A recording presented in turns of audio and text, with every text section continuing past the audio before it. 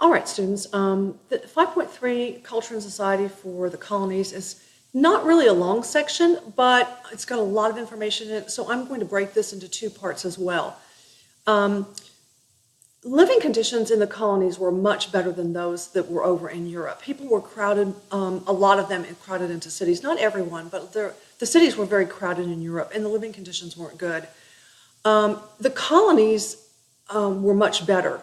The colonists had more children. More of their children grew to adulthood in the colonies. Colonists were taller. They were wealthier. It was just simply a better place to be if you were over here. Now, that's not to say that everything was great. By our standards, it wasn't. But it was better than to live in a big city over in Europe, by far. So they still had their outbreaks of epidemics, and of course, because medical knowledge is in its infancy back in those days. But by and large, it was a better place to be. The thing that happened over time, which would happen in any place over time, is because they were far away from their homelands, when people came, they of course were speaking their native languages, just like we do today. People from all over the world come to the United States, and when they come, there's still many of them speaking whatever language of the country they come from. But most people usually learn English because that is the language of commerce in the United States. That doesn't mean they forget their native language, but they learn English too in order to learn how to have a job here in the United States. And the same was true for back in colonial times. But that doesn't mean you forget your culture. My family is from Germany, on both sides of my family, as far back as I can trace it. My grandmother was the very first person in her family born in the United States. For reasons that I can tell you in class later on if you want me to. There was no German spoken in her household, but we still, even in my children's generation, we practice German traditions. So you don't just give up your German culture or your Norwegian culture or your French culture because your African culture because you come to the United States. However, over time, you also sometimes adapt to new ways, and you therefore begin to become American, which is exactly what happened back in those days, and even more so because they were separated by the Atlantic Ocean, and of course now we have communication, but back then they did not. So these people became American. They were different from their European families. Now, family life back then was very traditional. There was no woman running for office, and there was no woman astronaut. Men usually ran businesses, they ran the farms. That's not to say that women didn't help out with that and didn't know how to do that.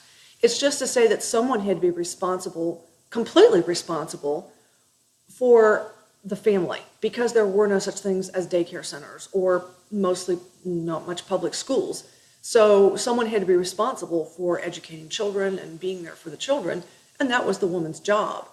However, she was responsible for some other things too that were just equally important. Tending a garden, that's going to feed my family, making the clothes for my family, tending after small animals like chickens and those kinds of things around. And children had chores too, which we have spoken of before. So everybody in the family had a job. Even the smallest child was responsible for something. Young men, about your age, middle school age boys would learn, young men, not really boys, but young men, would learn a trade by becoming an apprentice. Not too many young men would go off to high school and college unless you were from a very wealthy family. But there were things you could learn. You could learn to be a blacksmith. You could learn to be a printer. You could learn to be lots of things, a cabinet maker. There's lots of things you could learn to do, but you have to learn them from someone who already knows how to do it. And so if you your father has 3 sons and he's a farmer, and you yourself, you're like, I am not going to be a farmer. This is the one thing I don't want to do. And so your father says, you know what? I have a friend down the road who is a blacksmith. How would you like to do that? And you're like, yes, that would be good. And so your father says, I'm going to send you to live with a guy down the road. He's going to teach you how to be a blacksmith. And you live with this family for a few years, and they teach you the craft. And in the meantime, your labor for that person is free. It's almost sort of like an indentured servant, but not. Because you're learning this craft, and then you're going to go out and have a blacksmith shop of your own someday. So it was a good way for young men to learn a trade. And normally their parents don't send them far, far away. It would be like going to a boarding school that's, maybe a little bit down the road where they can come and visit and you can visit them and they can visit you. Because let's face it, people don't have contact with folks in villages and towns far, far away. They just don't because there's not communication back then. So this was a good way for young men to be able to not do the same thing that their fathers did if they wanted out of that thing. Unmarried young women could work as maids or cooks, or if they were in a city where there was wealthy people that wanted someone to help watch after children, they could do that as well. All right, American beliefs. This is really an interesting thing, and I think it's really important that you grasp this. Literacy levels were way higher in America than in Europe.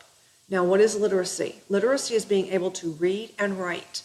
And you're probably thinking, well, gosh, Mrs. Butts, everybody can read and write. Well, no, everybody can't read and write.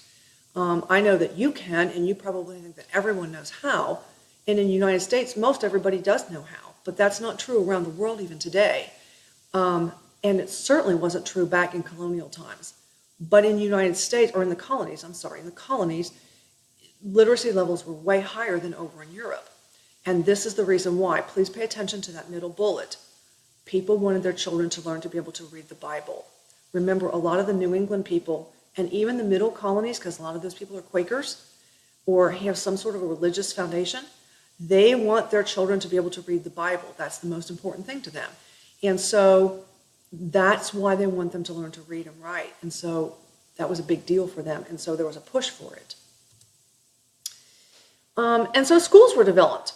In the New England area especially, where there was a place where there was 50 or more families, in Massachusetts was one of the very earliest places where there were schools, public schools were mandated. They put down a law that said you have to have a school. So Massachusetts was kind of ahead of its time, way, way ahead of its time, as far as saying you have to have a public school. Now, most schools in the middle colonies were run by Quakers. They were usually sometimes private, mostly private. Some were religious. That's not a shock. And the very first universities, even in the New England colonies and in the middle colonies, were established to turn out ministers. They were there to educate ministers. We wanted more ministers. We brought these priests, and well, not priests so much because most of them weren't Catholic, but we brought these people with us who were there to help us with our churches and guide our churches. But of course, they only have a certain lifespan, and we need more of them. And we can't just keep importing them from, we can't just keep bringing them from England or Scotland or France or wherever. And so we need to grow our own crop. And so when we need to grow our own crop, we need to have a school for that. All right. Now, this is the First Great Awakening, and I don't want to get into this right now. I would rather wait and do this a separate time. So I'm going to stop here, and then we'll pick up here with the First Great Awakening the next time.